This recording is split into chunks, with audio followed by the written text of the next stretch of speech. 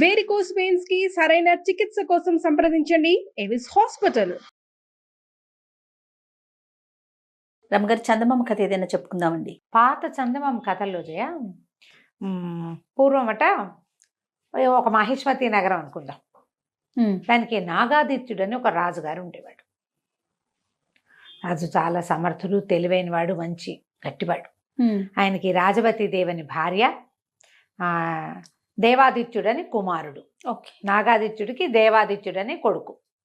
అయితే వీళ్ళకి ఆ మహిష్మతి నగరానికి చుట్టుపక్కల పెద్ద పెద్ద అడవులు ఉండేవి. ఉచిత IVF IUI కన్సల్టేషన్, ఉచిత అల్ట్రాసౌండ్ స్కాన్. 49 అంటే సంతానం, 49 అంటే సంతోషం.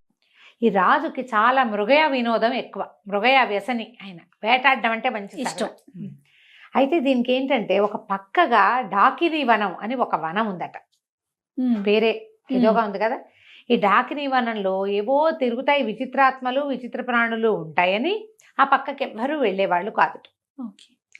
సాధారణంగా వేటగాళ్ళు వచ్చి, ప్రభు అక్కడ కుందేలు తిరుగుతున్నాయి, అక్కడ లేలు తిరుగుతున్నాయి, ఇక్కడ పుల్లు ఉన్నాయి, అక్కడ సింహాలు వచ్చినాయి, ఏనుగులు చాలా ఇబ్బందిగా ఉన్నాయి, లేదా ఏనుగు బాగున్నాయి, వేటకి మంచి బాగుంది అని చెబితే అక్కడికి వెళ్తూ ఉండేవాడు.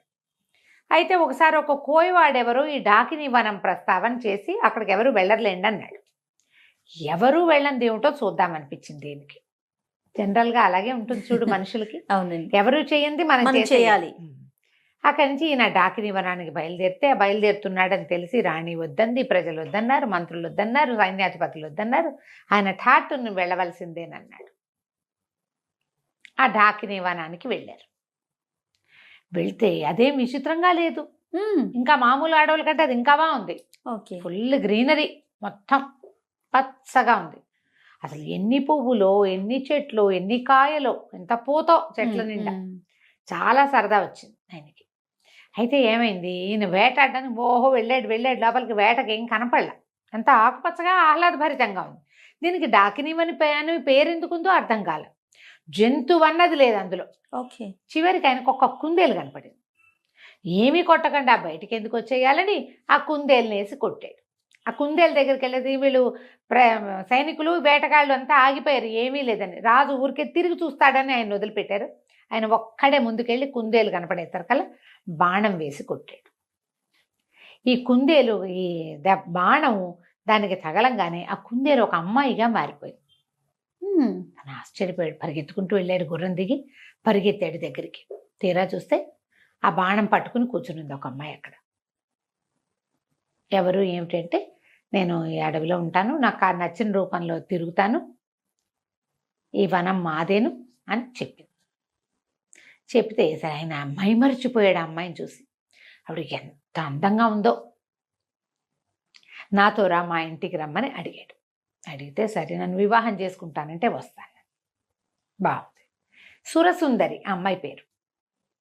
ఆ సురసుందరి పూర్వోత్తరము అడవిలో ఎందుకుంది, వాళ్ళ అమ్మ ఏంటి, నాన్నేది, అమ్మ నాన్న ఎక్కడన్నారు, అక్క చెల్లి ఉన్నారా, వీళ్ళకి రాజ్యం ఉందా లేదా, వీళ్ళు ఏం తిని బతుకుతారు, ఏమీ అడగల.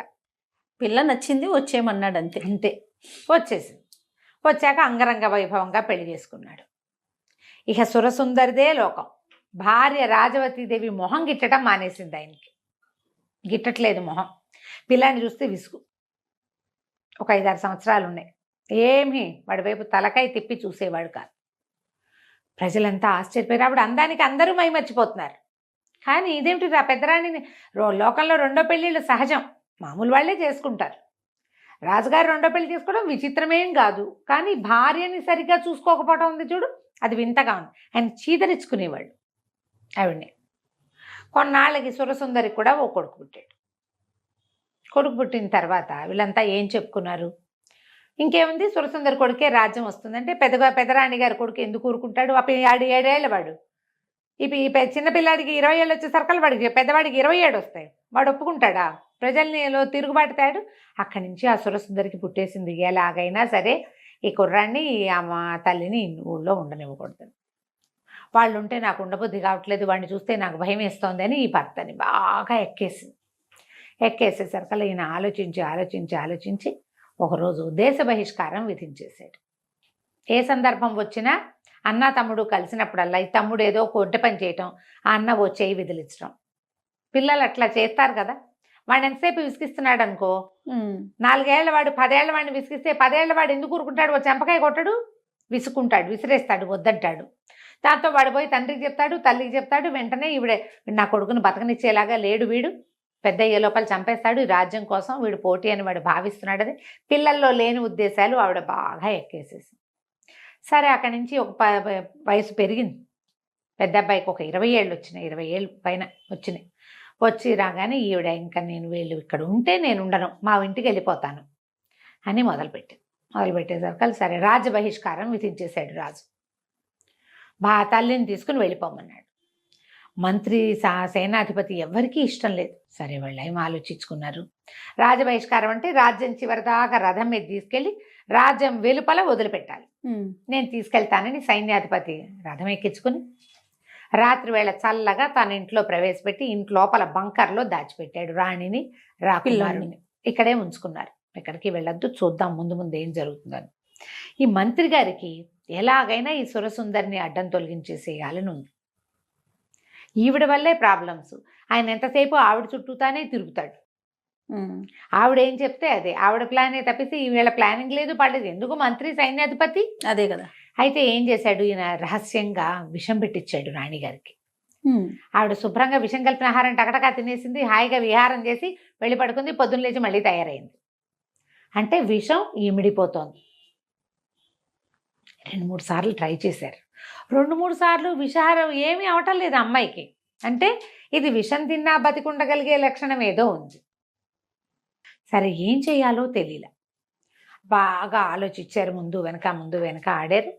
అక్కడి నుంచి ఈ సైన్యాధిపతి అన్నాడు, పంపించేయటానికి లేదా చంపేయటానికి ఏం మార్గం దొరుకుతుందో చూద్దామని సైన్యాధిపతి ఏం చేశాడు, వీళ్ళకి ఇంతకుముందు కొన్ని ఏళ్ల క్రితం మంత్రిగా ఉన్న ఒక ఆయన తపస్సు చేసుకోవటానికి వెళ్ళిపోయాడు. ఆయనకి కొన్ని దైవశక్తులు ఉండేవని చెప్పుకునేవాళ్ళు. అయితే తండ్రి గారి కాలంలో ఆయన రాజపాలనకి సహాయం చేసేవాడు.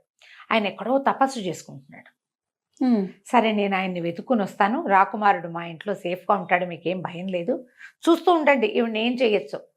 ఈవిడ ఇలా చిన్న కొడుకు పట్టాభిషేకానికి ప్రయత్నం చేయించడం మొదలుపెట్టింది. ఈ మన సైన్యాధిపతి ఆ గురువు గారిని వెతుక్కుంటూ ఇక వెళ్ళాడు ఎక్కడికో. ఊరి పొలిమేరలు కూడా దాటిపోయి, నగరం పొలిమేరలు దాటి బోల్డని కొండలు, అడవులు అవి ఉండే కదా, అడవులు కూడా దాటాక కొన్ని కొండలు ఉన్నాయి.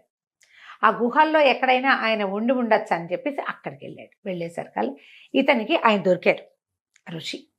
ఆయన ఎన్నేళ్ల నుంచో దాదాపుగా 30-40 సంవత్సరాల నుంచి ఆ కొండ గుహలో ఉండి తపస్సు చేసుకుంటున్నారు. ఈ సైన్యాధిపతి చిన్న పిల్లాడప్పుడు ఆయన వెళ్ళిపోయాడు. కనిపించేసరికల్లా నేను వెళ్ళి ఆయన పాదాలు పట్టుకుని, స్వామి మీరు సహాయం చేయాలి, మహిష్మతి నగరం మట్టిలో కలిసిపోయేలాగా ఉంది. ఎవరో ఒక స్త్రీని రాజు ఢాకినీ వనం నుంచి తెచ్చాడు. అప్పటి నుంచి కష్టాలు మొదలైనాయి. రాణిగారి మొహం చూడలేదు, మరి రాకుమారుడి మొహము చూడలేదు. దేశ బహిష్కారం విధించేశాడు. వాళ్ళని నేను దాచిపెట్టాను. రాణికి విషం పెట్టినా ఆవిడ చావడం లేదు. ఏం జరుగుతుందో మాకు అర్థం కావట్లేదు, నగరం విధ్వంసం అయిపోయేలాగా ఉంది. సరే అక్కడి నుంచి ఏం చేశారు, ఈయన బాగా జ్ఞాన దృష్టితోటి ఆలోచించి ఏం చెప్పాడంటే, ఆమె నిజంగా ఢాకిని రాజుని వశం చేసుకుంది మంత్రశక్తితోటి. ఆయనకి భార్య కొడుకు అక్కర్లా, మీరు ఎవరేం చెప్పినా విండు, ఆవిడేం చెప్పినా వింటాడు. అదే జరుగుతోంది. ఈ అమ్మాయి ఏ ఢాకిని వనంలో అయితే ఈ అమ్మాయి ఇచ్చిందో ఆ ఢాకిని వనంలో ఒక పెద్ద చెట్టు ఉంది. 12 ఊడలున్న మర్రి చెట్టు. చాలా చెట్లు ఉన్నాయి అక్కడ. 12 ఊడలున్న మర్రి చెట్టుకు వెళ్ళాలి. ఆ మర్రి చెట్టు తొర్రలో ఒక వెండి దబ్బన ఉంటుంది. ఆ దబ్బనమే ఆ అమ్మాయిని చంపగలిగే శక్తి ఉన్నది. ఢాకిని చంపగలిగేదాన్ని వాళ్ళు ఆ వనంలో దాచిపెట్టి ఢాకిన్లందరూ దాన్ని కాపలా కాసుకుంటున్నారు. ఇన్నేళ్ల నుంచి ఎవ్వరూ ఆ వనంలో ప్రవేశించాల. రాజు అందులోకి వెళ్ళాడు, ఆమెకు వశమైపోయాడు. ఆ దబ్బనం తెచ్చి కాలు మీద పాదం మీద పొడిస్తే చస్తుంది. అది ఎట్లా చేయాలి, ఎవరు చేయాలి? అక్కడి నుంచి ఇతను అన్నాడు, సరే ప్రయత్నం చేస్తా అని చెప్పి అక్కడి నుంచి బయటకు వచ్చాడు. వచ్చి ఇప్పుడు ఢాకిని వనం వెళ్ళాలంటే మొత్తం ఈ నడిచిందంతా మళ్ళీ వెనక్కి వెళ్ళాలా. అందులోకి వెళ్తే అక్కడ ఏం ప్రాబ్లమ్స్ వస్తాయో తెలియదు. సరే వెనక్కి వచ్చి మంత్రి గారికి ఈ విషయం చెప్పి సైన్యాధిపతే స్వయంగా ఢాకిని వనానికి వెళ్ళాడు. పగటిపూట వెళ్ళాడు. అది అమావాస్య కాకూడదు, మంగళవారం కాకూడదు, ఇట్లా మంచి లెక్కలు. రోజులు చూసుకుని అవన్నీ కొత్త కొత్త సమస్యలు వస్తాయి. మంగళవారం కాకుండా అమావాస్య కాకుండా చూసుకుని వెళ్ళాడు. వెళ్ళి ఆ బోలెడన్ని మర్రి చెట్లు వెతికి చివరికి ఆ 12 ఊడలున్న మర్రి చెట్టు త్వరలో చేయి పెడితే ఇంత పొడుగు దప్పన దొరికింది, ఇంత వెండిది. అది పట్టుకొచ్చాక సరే ఇంటికి వచ్చేసాడు. ఈ లోపల ఏమైంది, ఈవిడ తనకు విషం పెడుతున్నారు అది కానీ తెలుసుకుంది. ఆవిడ తెలుసుకుంది. అక్కడి నుంచి రాకుమారుడు బయటికి వెళ్ళలేదని, ఊళ్ళోనే ఎక్కడో దాక్కున్నాడని వాసన పసిగట్టేసింది. అన్ని ఇళ్ళు సోదా చేయించి సైన్యాధిపతి ఇంట్లో నుంచి బయటికి తీసుకొచ్చేశారు. సైన్యాధిపతి ఇంటికి వచ్చేసరికి కల్లా రాకుమారుడు పట్టుబడిపోయాడు. దాంతో ఆవిడేమంది, వీడికి ఊరేయాలి, ఊరి శిక్ష, కుర్రాడికి ఊరి శిక్ష వేస్తే గానీ కుదరదు. దేశ బహిష్కారం ఏమిటి, దేశ బహిష్కార శిక్షని ఉల్లంఘించినందుకు శిక్ష ఊరి. బాగుంది. దేశ బహిష్కారం వెళ్ళిపోయి ఉంటే ఏం బాగుండేది, వెళ్ళలా, ఊళ్ళోనే ఉన్నాడు. రాజుగారు వేసిన శిక్షని ఉల్లంఘించాడు కదా, అవునులే. ఉల్లంఘించిన వాడికి శిక్ష ఏమిటి, ఊరి. సరే ఇంకేం చేస్తారు, సైన్యాధిపతి రావాలన్నారు. సైన్యాధిపతి వచ్చాడు. ఏం చేయాలో తెలియలా, మంత్రి కాళ్ళు చేతులు ఉనికిపోతున్నాయి ఆయనకి. ఇంకేముంది, ఇక అయిపోయింది, ఊరి శిక్ష వేస్తే పిల్లాడికి ఇంకా దక్కేది లేదు. రాజు ఇలా పిచ్చిగానే ఉంటాడు. ఒకవేళ రేపొద్దున ఈవిని చంపేసినా ఉత్తరాధికారి ఏడి రాజ్యానికి, అప్పుడేం చేస్తారు. సరే సైన్యాధిపతి ఆయనకి ఒక స్నేహితుడు ఉన్నాడు. ఈయన ఇంట్లో ఉంటే ఏడుస్తే రాజుగారు రాణిగారు బాధపడుతుందని ఆ స్నేహితుడి ఇంటికి పోయి అక్కడ చాలా దుఃఖించాడు. ఏం చేయాలి, ఇంత ప్రయత్నం చేశాం రాజకుమారుడిని రక్షించడానికి, చిన్నపిల్లాడు 20 ఏళ్లవాడు, ఏదో యుద్ధ విద్యలు అవి కొద్దిగా నేర్చుకున్నాడు. తండ్రి నిరాదరణ వల్ల అతను తెలివైన వాడైనా పెద్దగా ఏమీ చేయలేకపోయాడు. మేము ట్రైనింగ్ తీర్చుకుంటే రాజుగారు అబ్బాయి రాజు అవుతాడు అనేసరికల్లా ఆ స్నేహితుడు, అతను ఒక మెజిషియన్, ఏమనాలి దాన్ని, మన ఇంద్రజాలిక, మంచి ఐడియాలు ఉన్నాయి. అతను అన్నాడు, ఈ సమస్య చాలా సులువుగా పరిష్కారం అవుతుంది, నేను చెప్తాను ఒక ఐడియా అని చెప్పి అతను ఒక ఐడియా ఇచ్చాడు సైన్యాధిపతి. అది వినంగానే సైన్యాధిపతి కళ్ళు తుడుచుకున్నాడు, పరిగెత్తుకుంటూ మంత్రి గారింటికి వెళ్ళాడు. ఉరి శిక్ష వేస్తామని, రేపేనని రాణిగారు స్వయంగా వచ్చి పర్యవేక్షించచ్చని చెప్పు. నా దగ్గర ఒక మంచి ఐడియా ఉంది, నా స్నేహితుడు ఇచ్చిన ఐడియా ప్రకారం ఇది వర్కౌట్ చేస్తే ఆవిడ పీడ విరగడవుతుంది. నేను దెబ్బనని తెచ్చా, దాన్ని ఏం చేయాలో ఆ రోజు చేద్దాం అనేసరికల్లా 3 రోజుల్లో ముహూర్తం పెట్టారు. యువరాజుకి ఊరి శిక్ష. కొంతమంది ప్రజలు వాళ్ళు వీళ్ళు చేరారు. సైన్యాధిపతి మంత్రి ఏమన్నారంటే, ఇట్లా పెద్ద శిక్షను ఉల్లంఘించిన వాడిని మన రాజు రాణి సమక్షంలో తీయాలి, మీరు అక్కడ నుంచుంటే ఉరిదీస్తాం మీకు మీ ముందు అంటే ఈవిడ సంతోషించింది. తనకి రాజ్యానికి అడ్డం తొలగిపోతుంది, ఈ రాజ్యం అంతా ఢాకిని హస్తగతం అయిపోతుంది, అదే కదా కావాలి. సరే ఏం చేసింది, వచ్చి ఎదురుగుండా నిలబడింది. ఈ కుర్రాడిని ఒక గోడ వారగా నిలబెట్టారు, ఒక గోడ దగ్గర నిలబెట్టారు. సరే ఏం చేశారు, ఇట్లా పైనుంచి వేళ్లాడేది కాకుండా అట్నుంచి పోతాడు ఇట్నుంచి పోతాడు, 2 తాళ్ళు మెడకేశారు. ఓకే, 2 తాళ్ళు మెడకి వేయబడి ఉన్నాయి. అటొకడు ఇటొకడు పట్టుకుని లాగుతారు ఊరేయటానికి అనమాట. వెరైటీ శిక్ష. ఈవిడేం చేసింది, ఆ దీని దగ్గర నిలబడింది. సరే ఆ కనపడుతుంది రాజకుమారుడు 2 చేతులు వెనక్కి పెట్టుకుని ఉన్నాడు, చేతులు కట్టేసినట్టు కనపడుతుంది కానీ కట్టలా, 2 చేతులు వెనకాల పెట్టుకుని నుంచున్నాడు. ఆ అబ్బాయికి అట్లా బోధించారు. సరే ఆవిడ ఇంకా దగ్గరకు వచ్చి ఆ చచ్చిపోయేటప్పుడు వాడి ముఖంలో ఉన్న ప్రేత కళ చూద్దాం అనుకుంది ఆవిడ. ఈ అటు ఇటు 2 సైనికులు నిలబడ్డారు కదా, ఈ మధ్యలో రాకుమారుని నుంచోబెట్టారు తాళ్ళేసి. ఇద్దరు చెరో పక్కన తాళ్ళు లాగారు. తాళ్ళు లాగేసరికల్లా ఈ 2 తాళ్ళు వాడి మెడకి బిగుసుకోకుండా 2 తాళ్ళు ఒకటికొకటి పట్టుకుని పక్కకి వెళ్ళిపోయినాయి. రాకుమారుడు ఒక్కసారి ముందుకు పడ్డట్టుగా పడ్డాడు. ఈ పడ్డం ఎట్లా పడ్డాడు, ఆవిడ నుంచునుంది కదా చిన్నరాణి ఎదురుగుండా, ఆమె ముందు సాష్టాంగ పడినట్టు పడ్డాడు. పడంగానే ఈ బొడ్లో నుంచి ఆ దెబ్బనని తీసి ఆమె పాదం మీద గుచ్చేసాడు. అబ్బా, ఆ తాళ్ళు వాళ్ళు వేసిన హుక్ ముడి అట్లా వేశారు. ఆ మెజిషియన్ చెప్పిన ట్రిక్ అది. ఇప్పుడు 2 ఇదేసాము, ఇట్లా లూప్ లాగా వేసాము. ఈ లూప్లో నుంచి అటు ఇటు పట్టకలాగితే లూప్ ఊడొస్తుంది, అది ఎక్కడ బిగుసుకోదు. అతను చెప్పిన ట్రిక్ అది. ముందుకు పడి ఎప్పుడైతే ఇది పొడిచేశాడో ఈ రాణిగారు పెద్ద కేక పెట్టింది, పిచ్చెక్కినట్టు అరిచి చచ్చిపోయింది. పడిపోయింది కానీ అస్థిపంజరంలా అయిపోయిందట.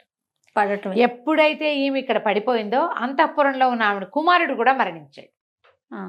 ఢాకిని జాతి అంతమైపోతుంది ఆ దెబ్బనంతో. ఓహో. ఇంతలో ఏమైంది, రాజుగారికి తెలుసు కొడుక్కి ఉరిశిక్ష వేసినట్టు.